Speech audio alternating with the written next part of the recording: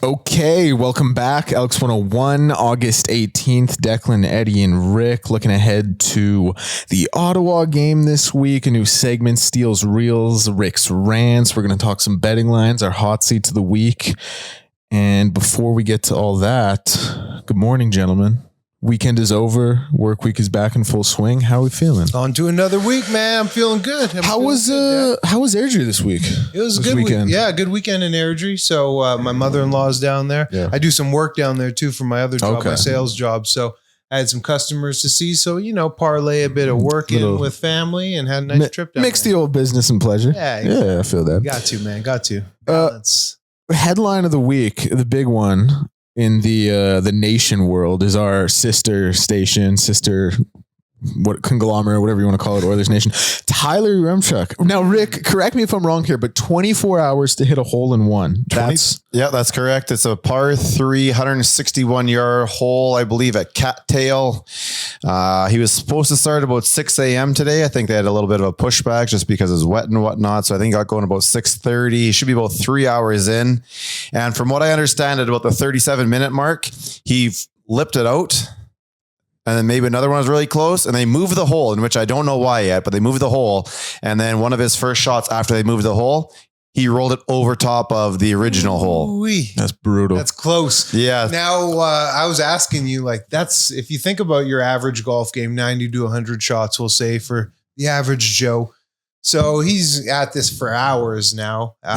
You're probably going to play, 15 rounds worth of shots. And I was thinking, 500-600 shots. No, wait, he's going to shoot thousands. So you already said he's already a few hundred shots in, eh? Yeah. So I think a bucket is 200 balls, and he's at halfway through his second bucket. And that would have been 20 minutes ago or something he's like that. 400 balls in already. Yeah. So 30 in the morning. He's gonna swing thousands and thousands of times. Yeah. And like we were talking about earlier, it's one thing, he's got a good swing, right? But that's first of the day. I'm sure the 18th hole, his swing's a little bit off because he got a little bit tired. I can only imagine what's going to be 19, 20 hours in. Your swing is going to be messed up. It's not going to be the same swing anymore. You're going to be all shoulders and back.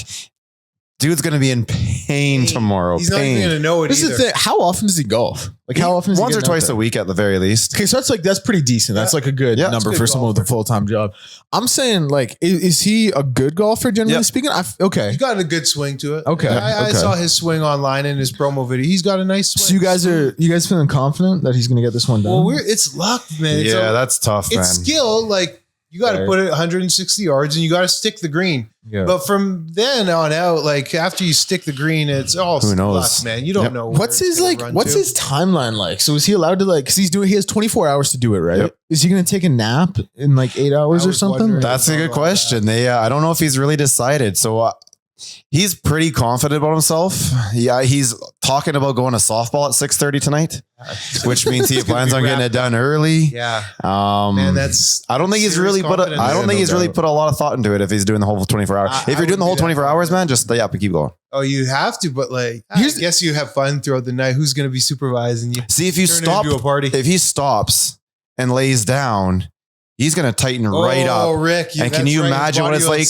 Let's say he takes 3 hours off to nap. Can you imagine what it's going to be like on the outside of that? There's 2 hours to go. Back would be stiff, boy. He's not going to be able to move. Here's the other thing. By the time this comes out, he might have already hit it. He might have hit it 2 minutes ago. The other room's over there. I'm pretty sure we'll see something out of Pat. Yeah, he'll freak out or something. Yeah, that's something. For sure. How long would it take you guys to knock? I'm not confident. I would swing him, and I bet you drive it 500 yards. No, man. I don't go. Everybody thinks that jacked, but it's smooth and light, man. If I try and swing hard, I see hockey players when I'm playing, and they swing at that thing, and it's just different. I can't do that because I'm see you later, Susan. I'm gonzo. Speaking of golf, though, never mind. That's Rick's rant. We'll wait for that one. Go for it. I wasn't going on golf today. You go. No, you were out there yesterday. Getting me going, man. Get it off your chest. You were out there yesterday. Man, pace of play. Like, Oh, be yeah. respectful, especially when it's a green light in front of the group in front of you. Yep. It shouldn't be taking 20 minutes a hole. No, Am God, I no. wrong, Rick? Not at all. And that messes everything Yeah. up because now you're waiting. Yep. You're having to talk on the tee box, which is cool, especially if you're with good people. But then by the time you get up, you're just out of rhythm, man. Yep. And it's like, what are we doing here? Especially when you can see the group in front who's on the middle of the fairway and there's green in front of them. There's nobody out there. This should be moving. Let's play. 100%. We passed the group. We passed them. They were on a par 3 and we drove by. We said, guys, sorry. We marked this all down for some bogeys and on to the next. Couldn't wait. Wow. I hate it, man. I hate it. I'm really big at letting people play through me because I'm not a very good golfer. So I don't want them like behind me being like, why'd this guy just miss? And that's the Why did right- he just miss his third That's the right swing on the mentality. tee box? You know That what is I the mean? right mentality. No Like- offense. There was some younger people like us, but they Mhm. were with a couple seniors. So it's like, Yeah. just have that awareness. You Yep. know what I mean? And they didn't let you waved play people through or on anything? through. No, they. And we were honestly, we were That's a tough one. 4.5 hours in with 3 holes left. Oh, way. shit. 3 holes left. That's tough. And that's when we were like, okay, guys, on this par 3, we'll take some bogeys. Yeah, no Let's kidding. go bring Yeah. this sucker home. Were now. they walking it too? Or No, were they, man. They were No, golf they were carting it. rolling. Hey, I almost hit up on them. They were on a green that was about 290 out, and I hit up on them. I probably was about 10 yards shy. Obviously, my best drive of the day. Yeah. And they weren't happy. Yeah, And no, weren't- they said we something. came up and apologized, and you could tell like they weren't happy about it. Was If there you a little? stripe one like that and it comes up on you, you gotta like the group behind you go, you know what? You got it. That's exactly Well Rick. done. That's a great Bro, shot. That's a great exactly shot. what I said, Rick. You're driving the green up to That's my heels as I'm about to exactly what putt. I said, I'm man, turning around, if tipping they the did that cap. to me, I'm saluting you. I'm saying, man, that was a good shot. buddy. 100%. That's exactly what I said, Yeah, bro, to man. my grouping. That's funny you 100%. say that. You get it. You get Yep. it. It's like, Was there any of like, hey guys, like, sorry I hit into you, but like, come on, what are we doing here? Like, let's figure it out a little. yeah, and it seems like it's after almost they did like- that, they almost went slower, to be honest. Really, hey, to prove a point. It felt like fuck it. with me. It felt like So that. brutal. Yeah, I don't know. Like I'm not the biggest golfer in the world, so I'm not great with like, you know, you obviously understand golf course etiquette, but I'm not like, I feel like I there's always the potential that I'm the guy playing slow because I'm just having a good time with friends because that's what I'm there for. Mhm. And I don't realize it. And I'm like, that's why I always let someone play through because I don't want to, Sure, but there is at always least like, you're aware enough to let them play through. yeah, but sometimes like people aren't going to like say something. They don't want to like be rude. They don't want to be confrontational, whatever it is. And I'm thinking like, am I holding these guys up because they just don't want to say It something? just you comes know? to time and place. So Yeah. when you're 4.5 hours in and you still have 3 holes, a Mhm. round should shape up in under 4.5 hours. When you can get a round in at like 3.5 hours, that is Oh, the that's- greatest 3.5 hours you'll spend. Yeah. And that's why, honestly, that's why I go 7 a.m. I'm a big 100%, I love 7 those. a.m. tea time, Mhm. done by 10:30. Whole You got days your ahead day. of you. Laughing. Yeah. You got your day. Speaking of golf, do you guys see Jake Fromm, the former Georgia quarterback, played with the Bills, and now he's an insurance agent? I was thinking about this. He's an insurance agent in Atlanta right now, Yeah. and he must have the best job ever.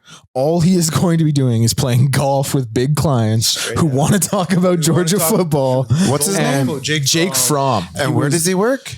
So I don't know what the firm is now. It's Allstate, maybe, I think. It better be. By the way, well, it's His not, name falls right into the Jake from State Farm. Yeah, that's the thing. Like, it's That not is legit his name. It's not, but it's not State Farm. That's the thing. It's the State other Farm one. should have been paying. Yeah, as soon as they that's saw him easy. retire, they should have went and got him. Especially, kid from Georgia. That's what I'm- big name. You are Jake from. No doubt. Yeah, huge miss by State Farm. that is a Allstate miss. snapped him up. But you got to think like this guy is just playing golf with people who want to talk about Georgia all day, Oh, yeah. bringing in millions for his firm. Like this guy now, Based off name. this guy now has the chillest job ever. Like 100%. Just a based off guy who's yeah. Yeah, Speaking he of had a good career too. yeah, he was great in college. Those Georgia teams were just they were still are It wasn't. so good. Let's just be real. It wasn't necessarily carried by the quarterback play. No, definitely not. Like that, like in the iteration of Georgia, like this current success with Kirby Smart, like they haven't their best quarterback, like their most pro ready quarterback has been Carson Beck, and he's chasing one of the Cavender twins to Miami right now. Like he don't even want to go to the NFL. He could have been drafted this year. Granted, he had a What's bad his year. deal? He got.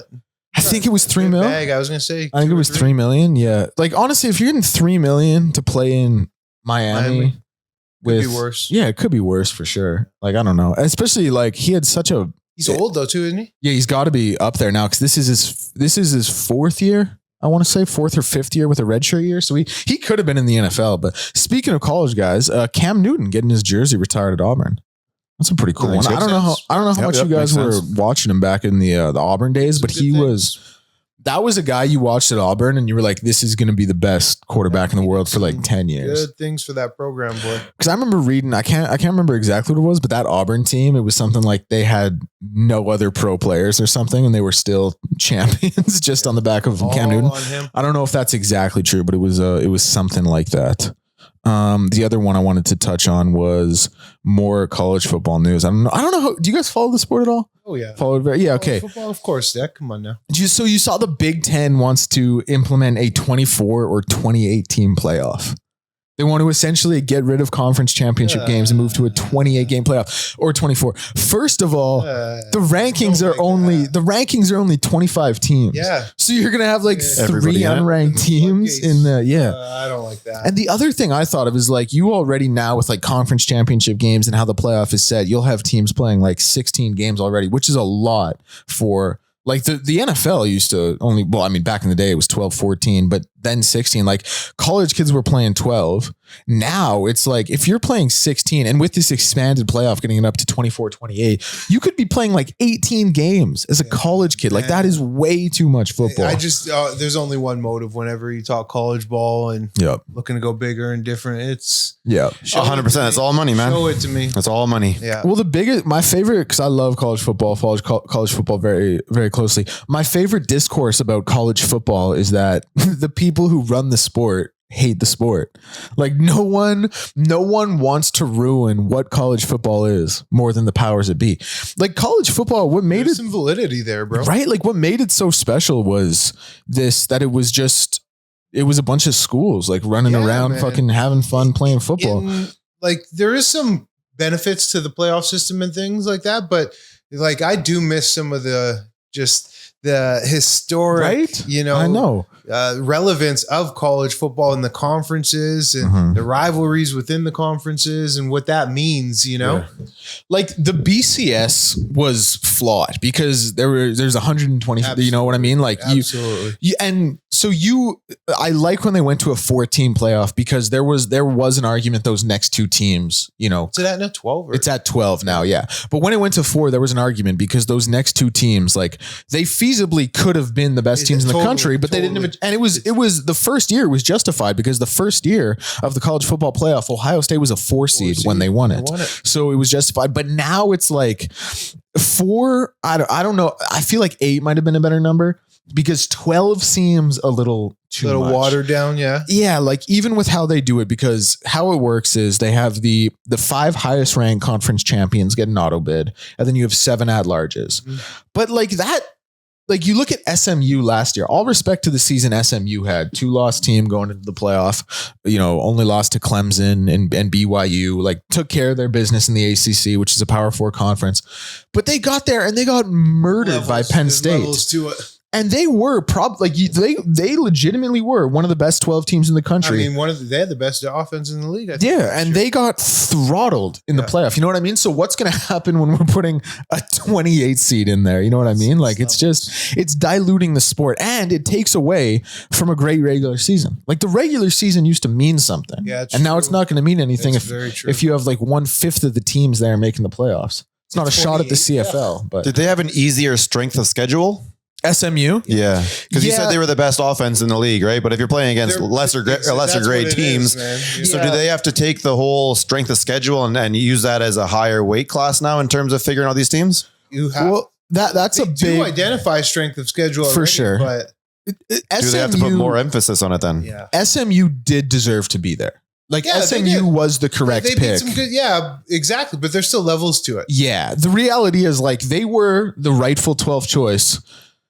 But if you're that 12th seed, you're still probably going to get fucking throttled by that team who's the 5 seed. You know what I mean? Like that's just what's going to. They're just not a power school. Yeah. Well, they are technically, but I agree. Like you know what I mean? Like no one thinks of SMU as a. Yeah, they are a power. Yeah, of course, but they're not hanging with the Ohio States and Michigan, even a Wisconsin. Just.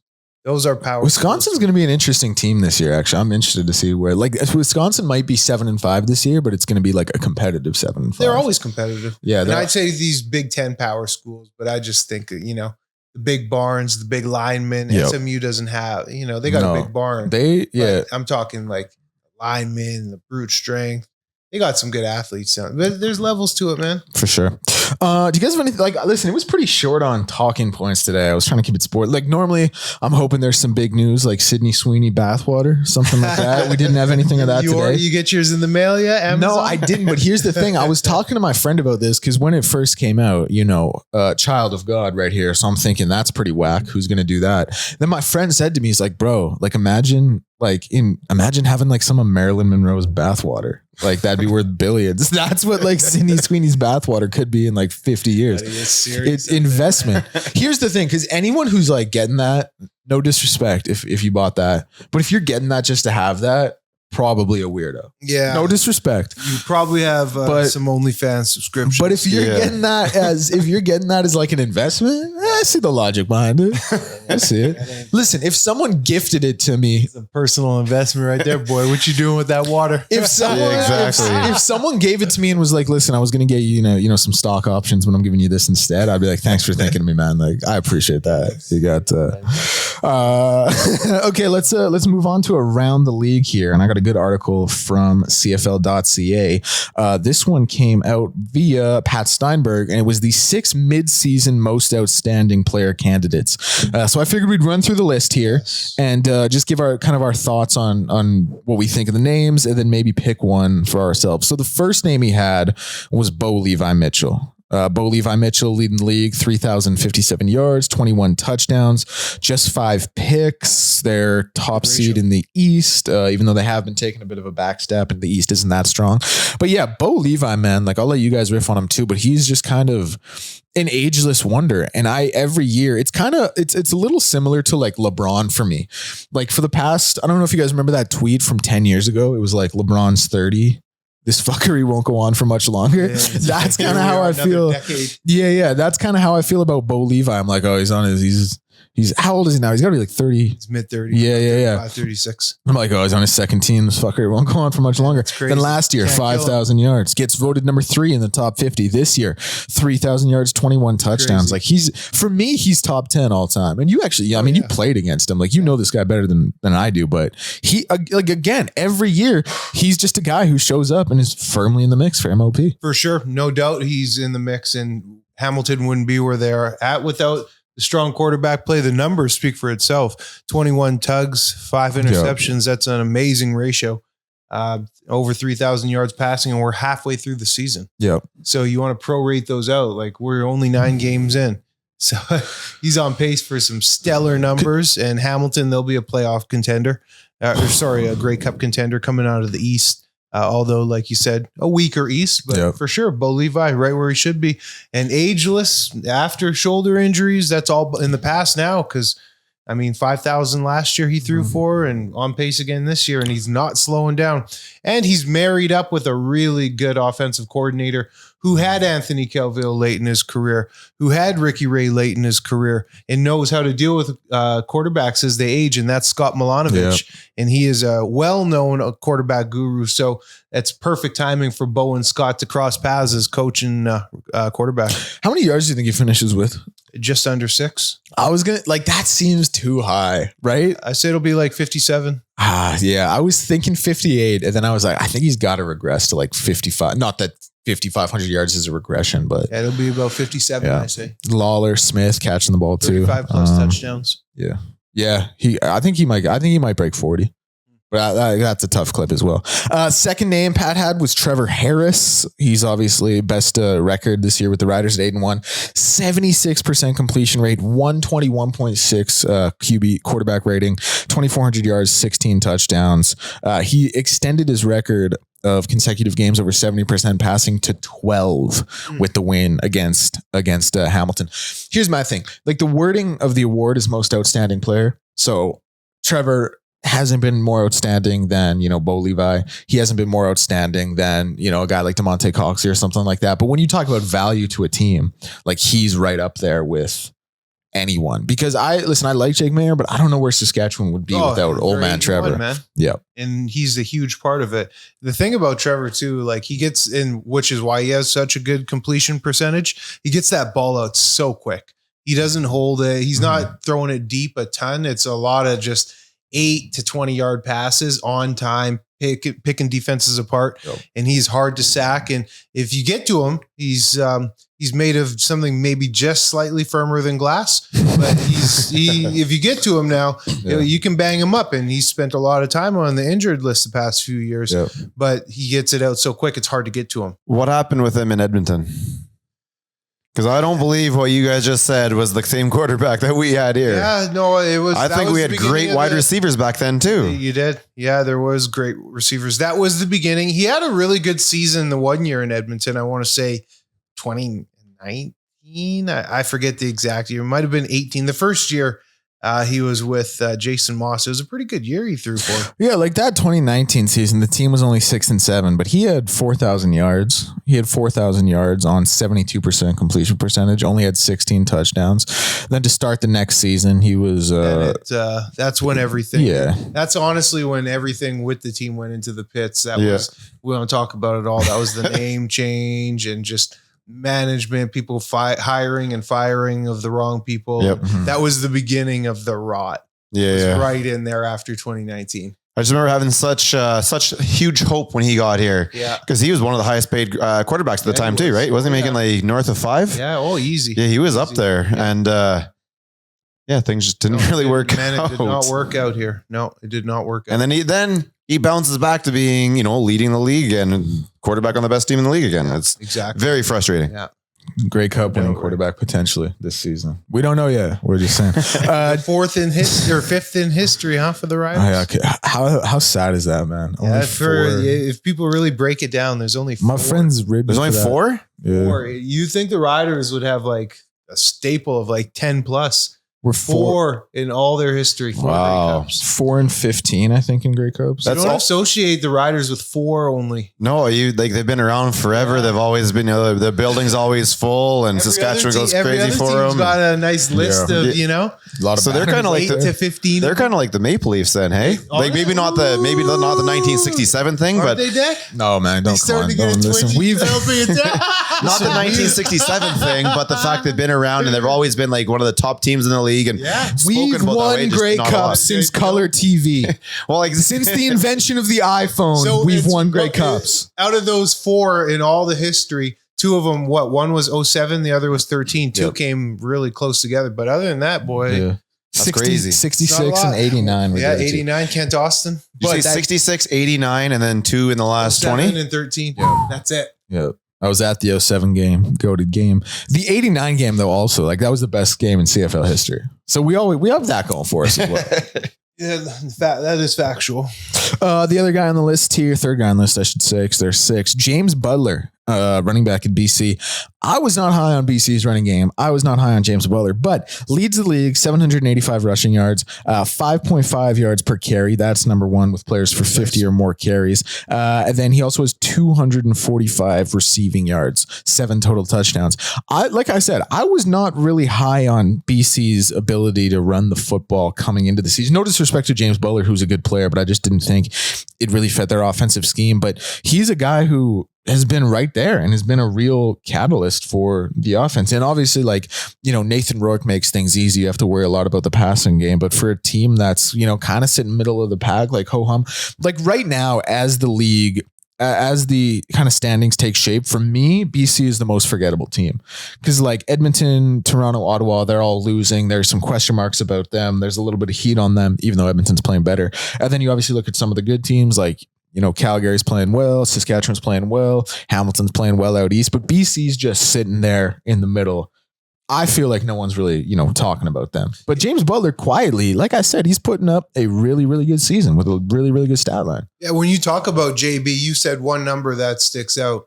And that's averaging 5.5. Yep. So you average 5.5 every time you touch the rock. That means you're living in second and 4.5 yards, under 5 yards. And that makes life easy for Nathan Rourke. And when you can operate like that, boy, it's easy to be efficient as an offense. 100%. The other guy, Jalen Hutchins, and you were talking to a coach about him, I believe. We haven't seen a tackle named most outstanding defensive player since Joe Fleming in 2003. And Pat goes on to say he has a great chance to end that streak. Tied for second overall with 6 sacks. He's got 24 tackles, and he has been rated the best interior lineman at Pro Football Focus for much of the season. He is a guy who's really tackles. Active. Yeah, he's a game rat. Like 6 sacks as an interior defensive lineman. That's a season's worth of stats right there, man. For a D tackle. And D tackles like don't really get sacks. So to be tied for second in the league. And here's the other thing. Like I thought Calgary had, you guys know how I felt about Calgary coming into the season. I thought they were terrible. Yeah, they would be I thought they had no one on defense, and he has emerged as one of the premier defenders in the league. He's the best defensive lineman playing right now, man. He's a game wrecker. We said this before. Like this guy takes over games, and he is a presence. Big human being, man.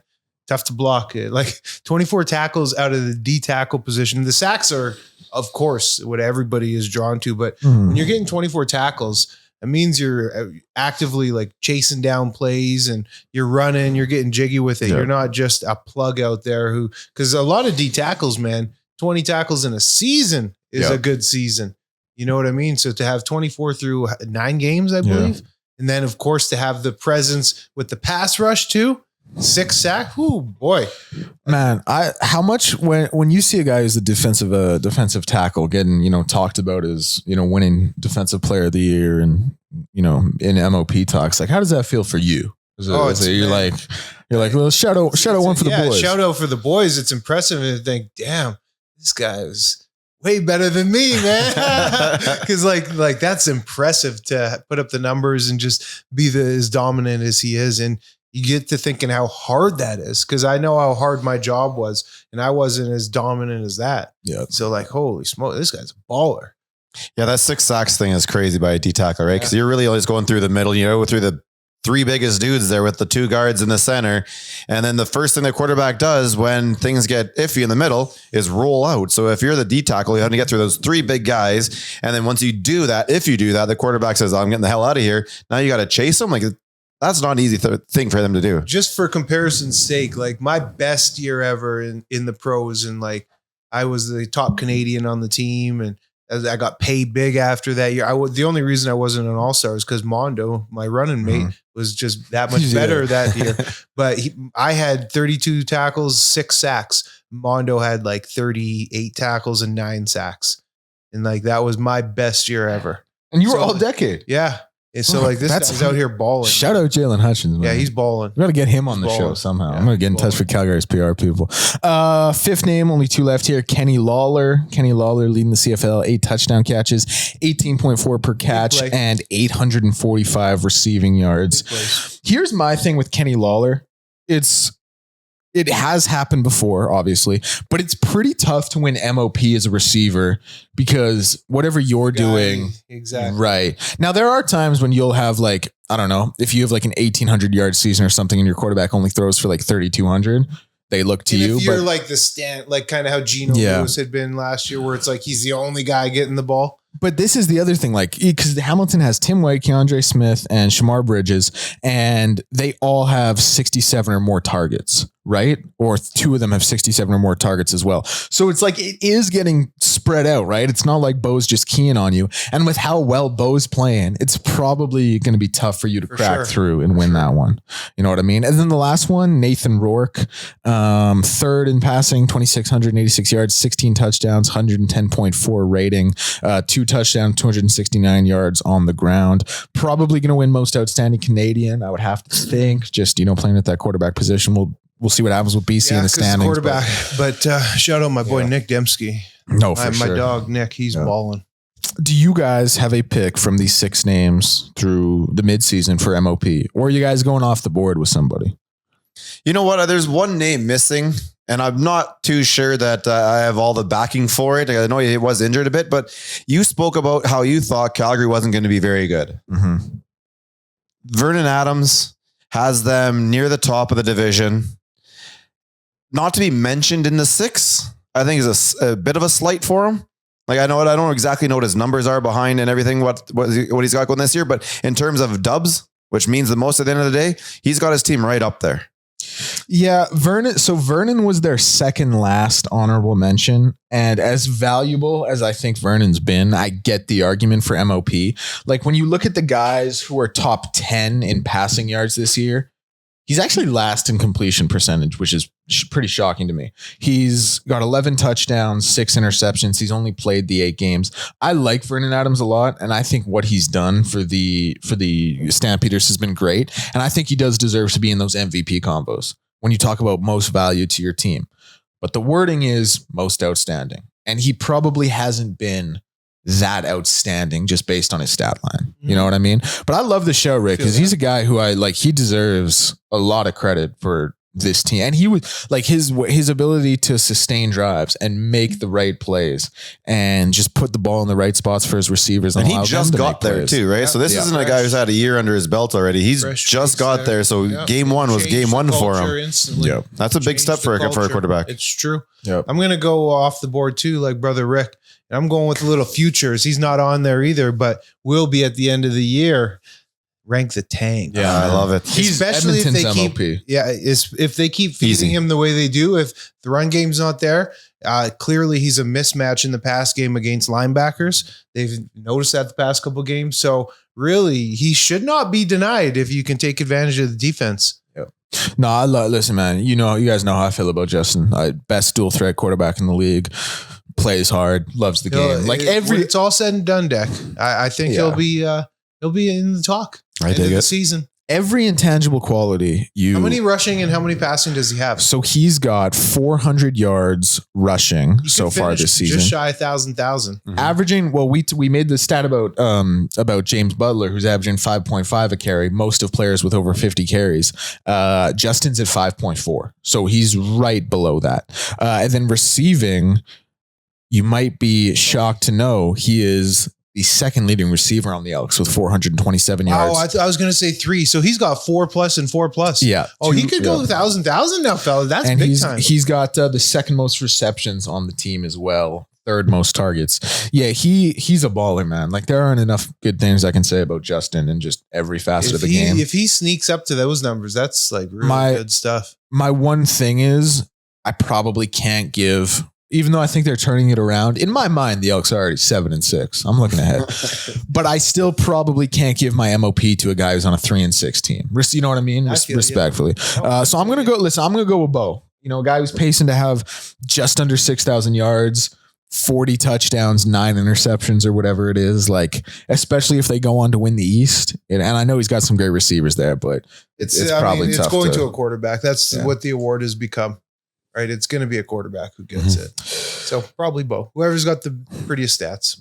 All right, do we want to get to a little Steele's Reels? Let's rock. Little Steele's Reels. All right, what do you have for us, Eddie? On this week's edition of the new segment, Steele's Reels, we're going to be breaking down this blitz by Cordell Jackson. And we talked about it in the post-game breakdown here on ElksNation, wherever you can catch all your pods, YouTube, Spotify, Apple. Go check us out, subscribe. But we see Cordell, he's coming late. So this is a halfback blitz. And this blitz isn't successful unless you have total team defense taking place. It begins with the defensive lineman at the bottom of our screen here. That's going to be Jake Serezna. So Jake's job traditionally is just to go upfield, rush the quarterback, pass rush, try and make a play. But in this type of a blitz, him and the defensive tackle to the left, just inside of him, they need to wave out to contain. So they're not going to be pass rushing straight back necessarily. They're going to go laterally because this play is not meant for them. They need to get contained. That's first and foremost. Now, Cordell, you see him coming. He's right at the first downs line right there across the field. Run this forward a little bit, Rick. So you see him coming, and it's a delayed blitz, and the quarterback sees that. He knows that Cordell's coming. But what he doesn't know is if we got this here, Rick, the defensive end, Jonathan Kongbo, he's lined up outside of the offensive tackle. He takes the offensive tackle hard upfield outside and then makes a nice inside move and sells it. And when he makes that inside move, that allows Cordell to blitz right off of his ass cheek, stay sharp. And look how sharp Cordell's angle is. There's no bow. There's no C or banana. You know, he's not bending an edge. He's coming at a sharp, straight line right off Jonathan Kongbo's ass cheek there. And it allows him to get home successfully. It would have been nice if he could finish the play, but, you know, he lets his defensive lineman brothers clean up. And it's Jake Serezna, actually, who really should do nothing in this play but keep contained. He doesn't have much responsibility, but now he's out here being a ball player, and he's able to make a little bit of a move, get off the block, and fall into a sack. So it's just wonderful team defense, and it begins with the guys coming out to contain. And actually, as we watch it, there was a defense. Jake Serezna is the defensive tackle. The guy who's lined up on the outside right now, who looks like a defensive end, he drops out. And so Jake has a real long way to go. He's got to get 2 gaps over, B gap, C gap to contain. So that's not easy to do. So that's wonderful for him to get there, and Brinkman. But then where it's really won, again, like I say, is Jonathan Kongbo in just having Cordell Jackson blitz tight off his ass cheek there. Wonderfully executed, man. Good timed up blitz. It would have been nice if Cordell finishes it there, but great blitz, man. That's Steele reels. And right before we get to Rick's rants, we'll do a little impromptu in the classroom here in Elks 101, because there are some, just for anyone, we've talked about the gaps a lot. And I don't know if we've ever told people what they are. We might have, but essentially, no, not here yet. Okay. So good. So essentially A gaps are between the center and the guards. You have strong side, weak side A. Your B gaps are between your guards and your tackles, and your C gaps are to the outside of the tackles. Now, if there's a tight end in the formation, there's also the D gap, which is the outside of the tight end. And then do you want to tell everyone what contain is? Absolutely. So the contain is keeping the quarterback in the pocket. So we all know the quarterback has a nice pocket he likes to throw from, where his offensive linemen protect him from within. And ideally, you know, you're in the pocket and you can get rid of the football on time, and they keep you clean and protected. The contain guys, they got to keep you defensively within that pocket. Because when you get a quarterback like Trey Ford, for example, and they break contain and they get outside of that edge that you want to keep them in, well, that's when all hell breaks loose. And that's when it turns into a scramble drill.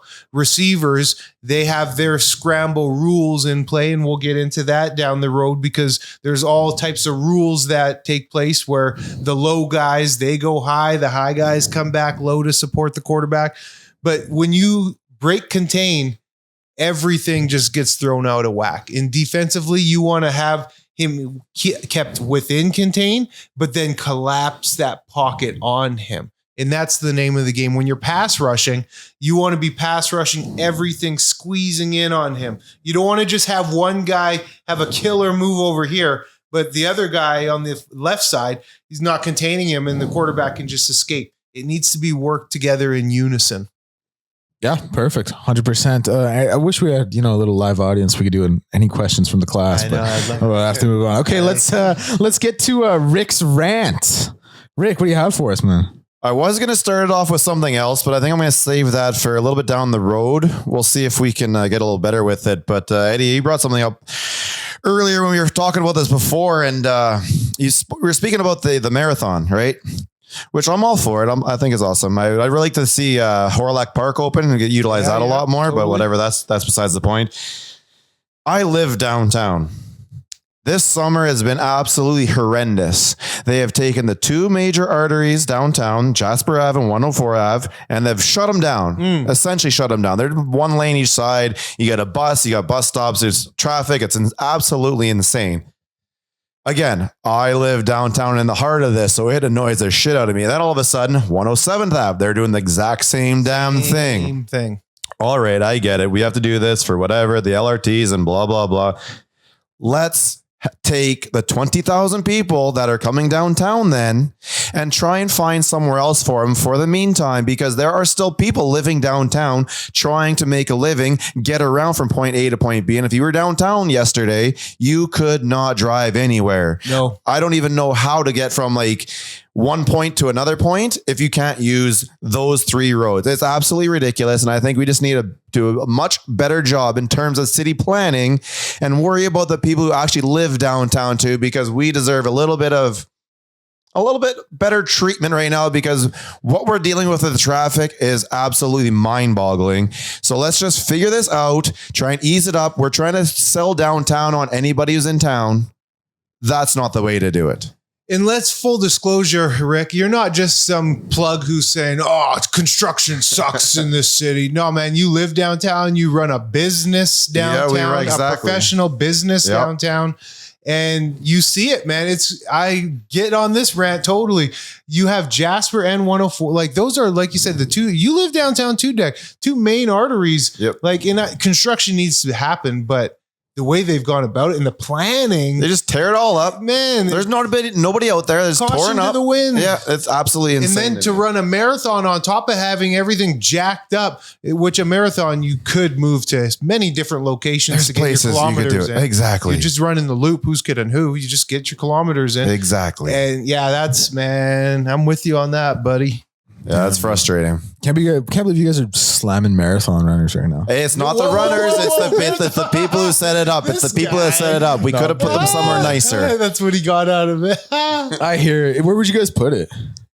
You know what I would do? I would do it straight shot, Stony Plain Road, all the way down into just a straight shot. Yeah. Just one. Just like, no loop. Yeah. Exactly. What's wrong with a Henday? One loop. Let's go. Yeah, straight up. Eh? The Henday, could you imagine shutting down the Henday? But that's actually a cool idea. Or like white mud, like one of those ring I've roads. always thought, because I bike and I can get some good Ks on, consider myself physically fit. I've always I would say so. Yeah, hop on the Henday and just see how long it would take just on my bike. Yeah. A couple hours and just You've done it? No, I'd like to. You'd like to, yeah. I'd like to. Man, yeah, no, I would. Yeah, you should honestly just go throw for that it. sucker in 7th gear. And they legit closed 109th Street yesterday too. They did not open it again till it was probably 1 o'clock in the afternoon. That's so bad. Bad for business. Bad for everybody, man. Yeah. It's bad for everybody. Yeah, Jasper. I live like right off. Like I live like a block off of Jasper, just to the north, and it was obviously like I had no chance. Like getting here, I was actually coming from the west side, but getting here yesterday morning, I was like, what time did we record? 10:30. Yeah, I think I left at 9:15, just because I was like, I don't know what the conditions will be. Yeah. In regards to the marathon, no disrespect, and I know logistically speaking, there's probably more that goes into it, but realistically, you could put that like anywhere. Well, you can run in different direction. There's a lot of options. Zigzag around neighborhoods, as long as it's the kilometers. They're running on concrete anyways, so it doesn't even matter. Yeah.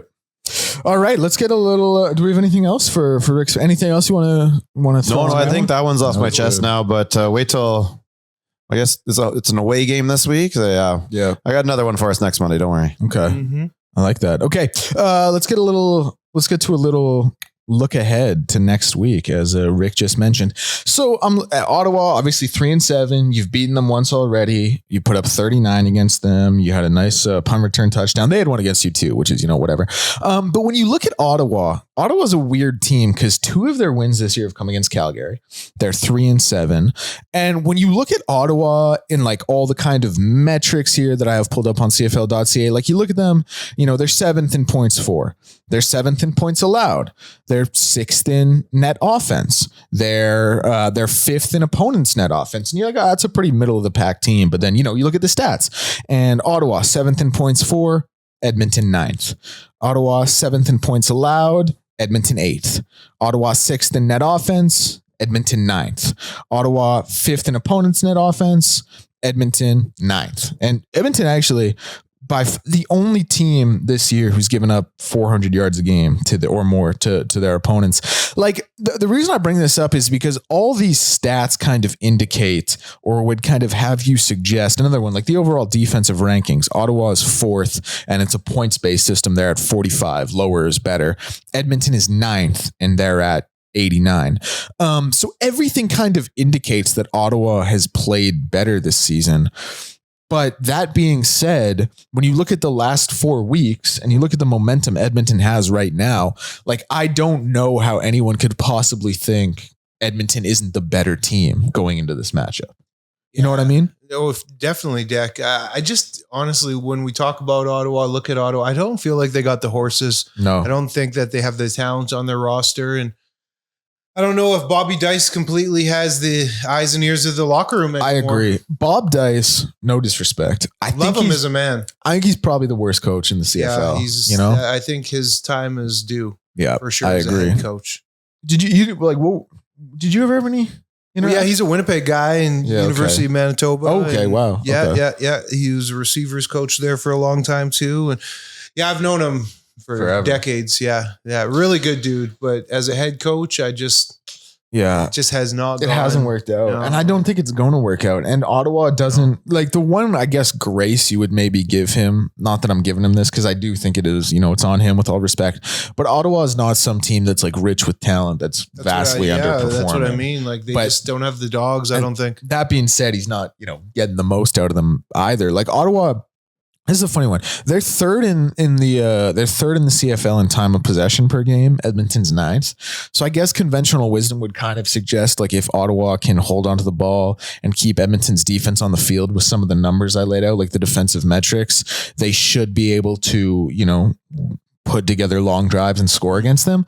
But I just don't trust them to do that. Now, I'm not saying I have like the utmost confidence in Edmonton's defense either, but Edmonton's defense has been playing a lot better. And the way they played against Toronto, the way they were able to keep them to 1-5 in the red zone and stall those drives late, obviously with a little bit of house from the crossbar on that one, a little bit of help. Like, I don't know. I don't look at Ottawa and think the key is as simple as hold on to the ball and you're going to wear this defense out. Like Edmonton stood tall last week. Yeah, they did. And again, they just don't, the horses, I just don't think on their roster they're very good. Yeah, no, I agree. And you were talking about it yesterday on ElksNation that in the last, I think, 4 games, the defense is putting up an average of like 22, 23 points. And those are not with nobody competition, right? You've got Saskatchewan in there. You've got Hamilton in there. Yep. The defense is really starting to come around, though, at least in terms of points they're allowing up. I still want to see a little bit better tackle. I still want to see a couple more sacks, even though last week was pretty good. And, an interception or two would be really cool. But I do think this team has really started to turn it around pretty much when Fajardo's come in. This should not be that close coming into this game. Like when we come out of this game, we should see the Elks winning this by probably 10 points, 2 touchdowns. Exactly. Solid double digits. Exactly. It should be a handy dub. And like when I look at Ottawa's, stats, like on the defensive side of the ball, like Bryce Carter's leading the way with 3 sacks. Listen, no one on Edmonton's got 3 sacks, so I'm not dogging him, but I don't look at a guy with 3 sacks through 10 games and think like, it's not scary. Oh, what a dominant force. Like their tackles leader, Darius Pickett, he does have 54 tackles, which is a lot, but like, you have to with how much they got. Yeah. And then like offensively, I don't know, like William Stanback, he's got 434 yards. That's good. That's more than rank, but we're not really talking about him in convos. Like no, we're not. Geno Lewis, he's having a good year. I like Drew Brown. I think Drew Brown's a good quarterback, but he's not. You can limit that. It's not lighting the world on fire. Should be all right, man. Yeah, like Ottawa is a team, and they're weird because to have 3 wins on the season and 2 of them be against Calgary,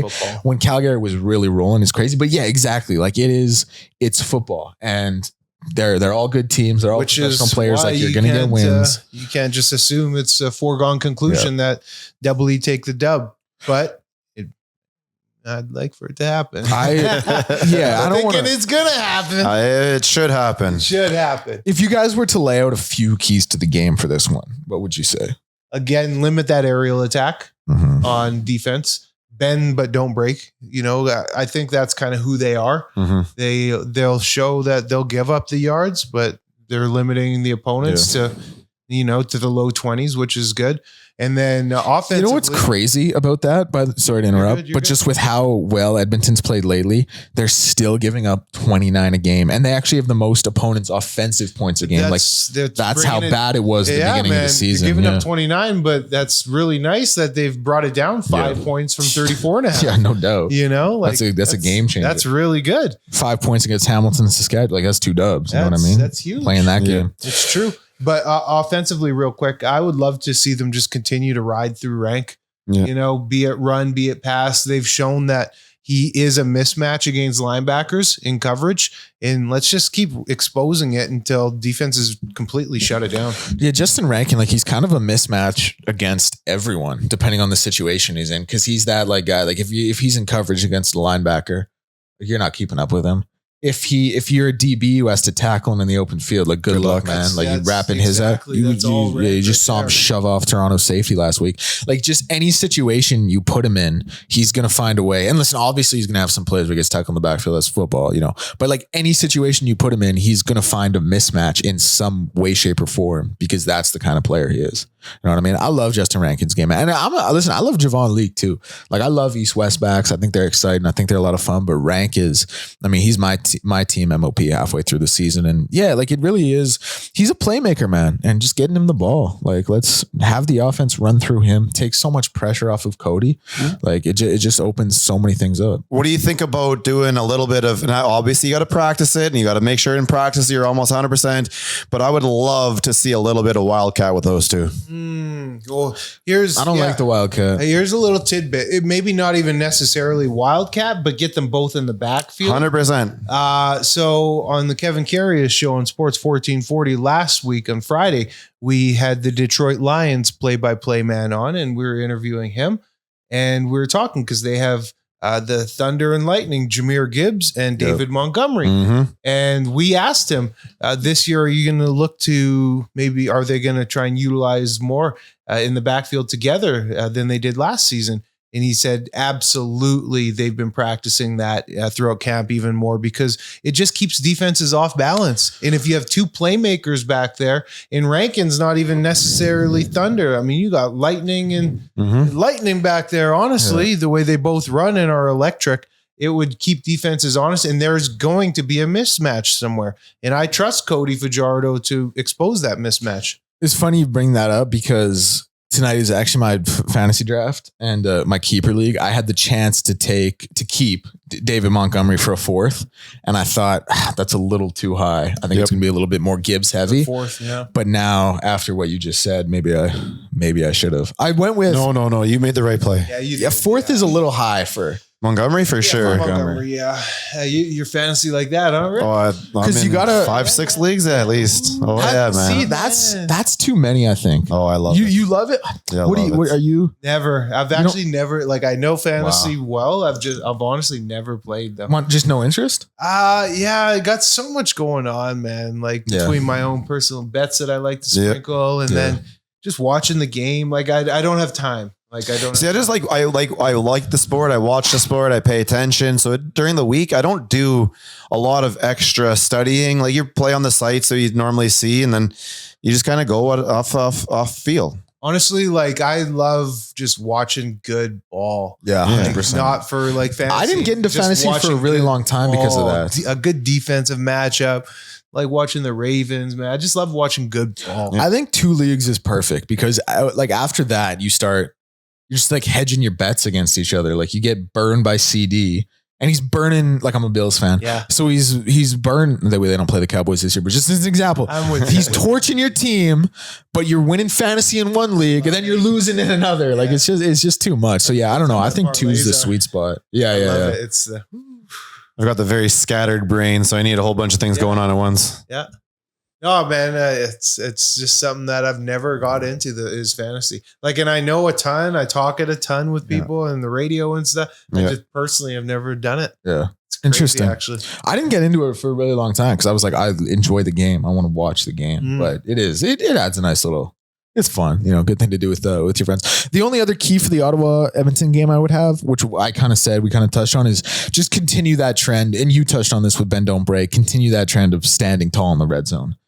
When they get down there, because listen, they're going to get there. They're going to complete passes. They're going to have big plays. Probably it happens in football. But when they get there, stand 10 toes down, shut them down in the red zone, make it uncomfortable for them. Do you guys have any other keys to the game that jump out to you? Anything we're missing?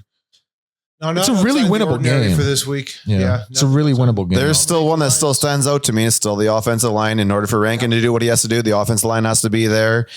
Keep Fajardo on his toes. Open the holes for Rankin. It's up to the offensive line. We will win and die with them.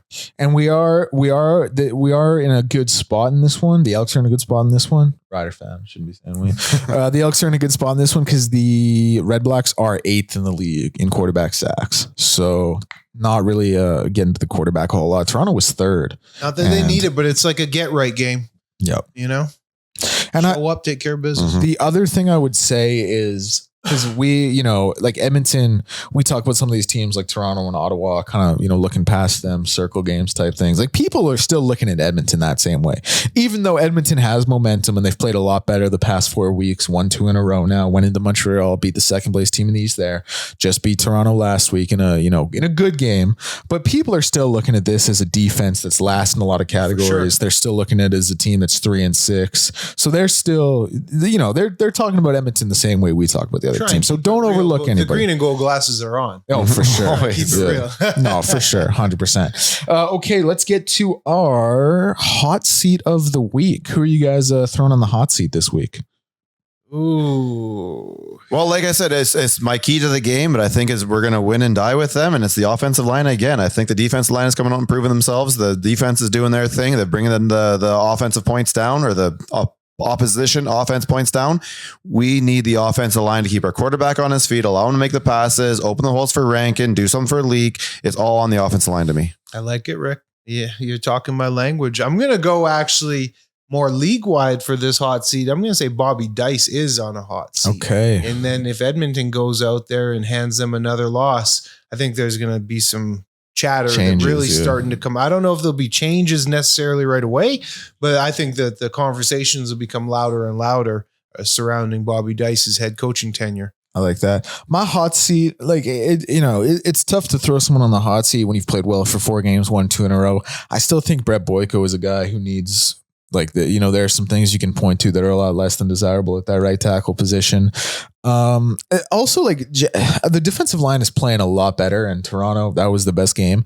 I would still love, no one on the Elks has more than 1 sack this year through 9 games. Now they're playing. Jake is only he's only credited with 1. So you didn't get credited with that sack off Cordell. No. That's one of the, it might be, he might falls be into, into, it looks good on tape. They give it to Cordell. It's really one of those ones where they each get half a sack. So maybe you say if Jake it was has down in the league, you get a half a sack. Yeah. So maybe you say Jake has 1.5, but still through 9 games with all the money that's invested in that defensive line, I would love for them. And they play, the Toronto game was a lot better, best game. I would love for my starting defensive line or even any of my backers to have more than 1 sack. So let's bump those totals up a little bit. Let's get at least 2 sacks this week. Okay. Second last segment of the day here, flying by, our betting lines for the week. So I'm going to give you guys the betting lines for all the games this week, and you guys will let me know what you think. So the first one, obviously the Thursday game, is Winnipeg and Montreal. Winnipeg -4.5 on that one. What do you guys think? In Montreal? Mm-hmm. I'm taking Montreal. You're taking Montreal at +4.5. Rick, cover. Where do you come out on that? I think I agree there. I just don't think Winnipeg's been as consistent as they have been in the last couple of years. And having said that, I think this is a game where the home team can take advantage of that. In the way Montreal plays, scrappy. Winnipeg just barely got out of there with a dub, and that was a home game they had. Yep. It's just they have a different feel this year. They're not the same vaunted Winnipeg Blue Bombers that we've seen the past couple of years.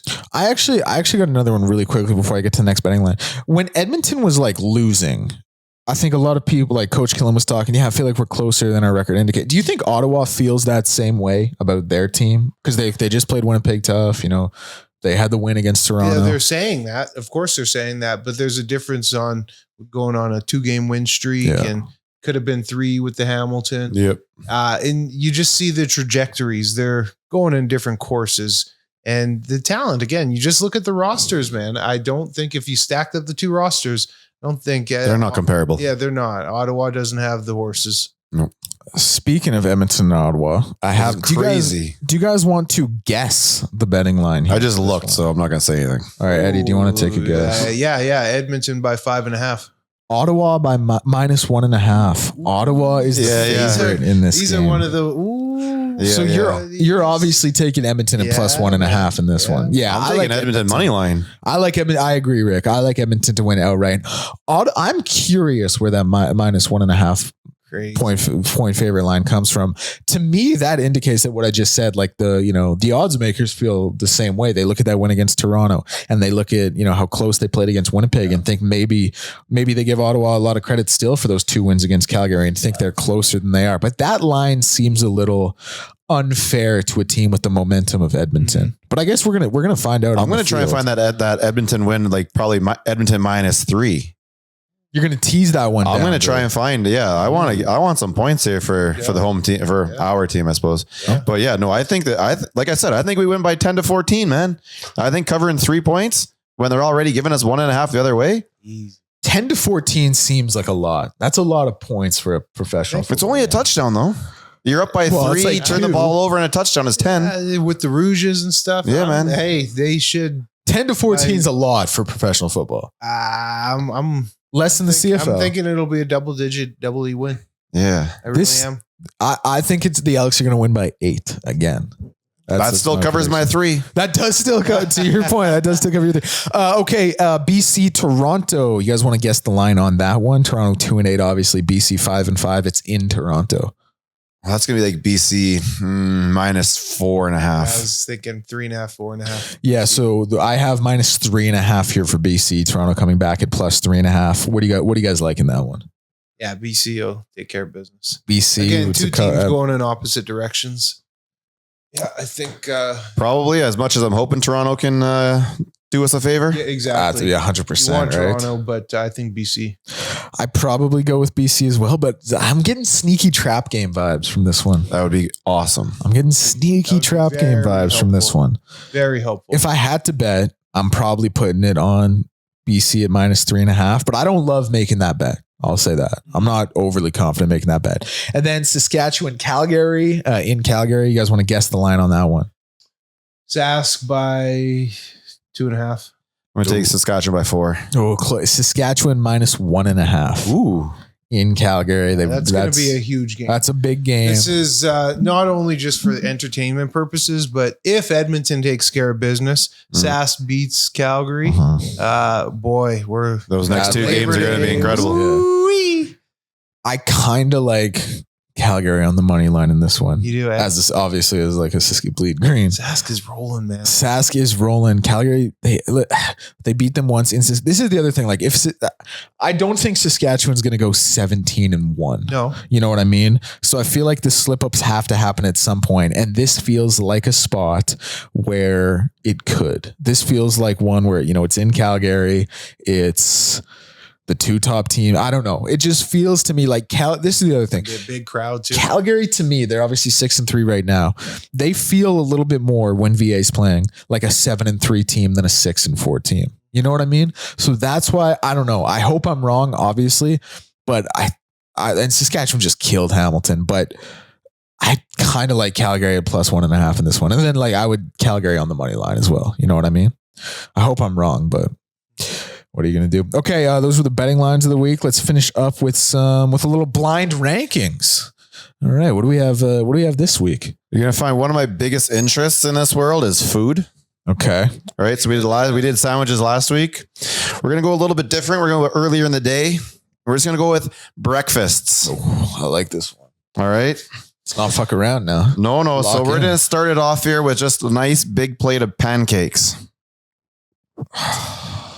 Do them up however you want. The syrup, the butter, the jam, whatever you want. That's not a thing. Yeah. I'm going 3. I don't mess with butter, but we heard that. Here's the question. Are you a pancakes guy or a waffles guy? Pancake. Okay. Pancakes. I think I'm pancakes too. I'll put that at 3. I think I'll put pancakes at 3.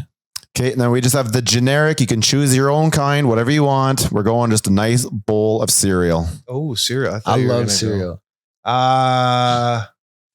Here's the thing, like cereal, if I'm hungry at, midnight, I'm not making my pancakes. I'm having a bowl of cereal. But if we're talking, I'm on vacation, little hotel buffet, or like I'm out at I'm not even thinking cereal. Or even your normal Monday through Friday. Yeah. See, like Monday through cereal 5. Monday through Friday, I'm having cereal. I'm not making. You think I'm making pancakes? Like fucking my Gordon Ramsay? Like get out of here. I'm not doing that. But I'd still put it 5. Okay. We're gonna go a little healthier here. We're just gonna go with a nice big bowl of fruit salad. You'll find that on a lot of like buffets, little breakfast buffets and whatnot. I love fruit salad. I do. I'm still gonna put it at 4. And I kept the 2 heavy swingers for the end here. So we're going with the traditional bacon and eggs plate. I mean, that's got to be 1 for me. Yeah, that's what you think of when you think of like a breakfast. Yeah, that'll be 1. And then probably the fancy breakfast, the eggs Benny. Yeah, it's good. I'm happy with that. I'm cool with that at 2 as well. Yeah, I like my list. Yeah, I'm cool with my list too. Yeah, this was a good one. That's how I would eat. So bacon and eggs. I think that one's the top one up there. I'm a big Eggs Benedict fan too, though. Yeah, I do love Eggs Benedict. My fruit bowl. Because I'm thinking, I was surprised no oatmeal on that list. I thought about it, but I was like, man, oatmeal and cereal and fruit, that's easy a 5. And I didn't want to give up an easy 5. I eat like fruit and oatmeal Monday through Friday. When you said we're going a little healthy here, a big bowl of, I thought you were going to say oatmeal. And I was like, that's going as number 2 for sure. I love oatmeal. I have oatmeal in my bag right now. I'm going to have it later. Oatmeal is, you mess with Steele cutouts? Oh, yeah. Yeah, of course you do. But every day, I do a big bowl of oatmeal. And dude, I remember... berries. Like when I was boxing, like for cutting weight, all I would eat would be oatmeal and fruit, and then salmon and rice. Yeah, that was it. It was just those 2 meals rotating, and it was you learned to love it. Yeah, facts. Okay, do we have anything else we want to finish on? Anything we've missed? Anything like that? No, I think we're all good. I'm just excited for that game on Friday. Yeah, me too. I think that's going to be... Oh, you know what? Real quick one that just came up on my Twitter timeline. We'll make this fast. Start bench cut. 2013 Peyton Manning, 2007 Tom Brady, 2018 Patrick Mahomes. I'm assuming those are all good years for these guys. Yeah, that was Peyton's record-setting year. That was Brady's 50 touchdown year, and that was also Mahomes' 50 touchdown Brady, year. Start Peyton, bench Pat. Yeah, I'm going to go start Peyton, bench Brady, cut Pat. Man, that's crazy. I love Peyton, right? I think I got to cut Pat. I got to start the GOAT. I got to start Brady, even though I think he had like a worse season than Peyton Manning, obviously, in this. Peyton that year, man. 55 touchdowns. 55 touchdowns, man. So, yeah, I'll start Tom, bench Peyton, cut Pat. Crazy one, though. Okay, anything else to round up the show? Oh, that should be good. All right, shit. Well, I guess we will talk to you guys again on Saturday morning. Elks Central breaking down Red Blacks Elks games. Okay, this has been a lot of fun. Thank you for joining us, and we will see you next time.